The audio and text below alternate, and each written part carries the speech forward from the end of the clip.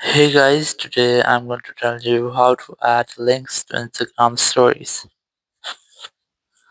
If you are using Instagram and you want to add links to your Instagram stories, so let's see how can you do that.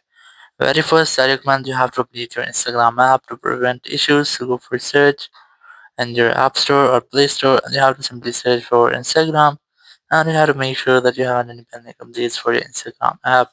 If you find trying to update your app, after updating, you have to go back from here and you have to wait for until your Instagram app got updated.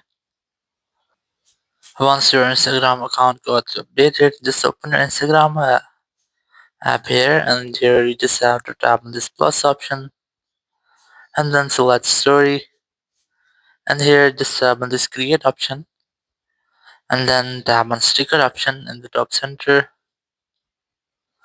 and from here you just have to select the link, then paste your link, or you have to add your link here. Once you have done, just tap on done option in the top right corner and your link will be successfully added. So now you just have to tap on it to open your link. You can change its color, its font, its size by using your two fingers, just like that. And once you have done, just tap on this your story option and it will be shared as your own story.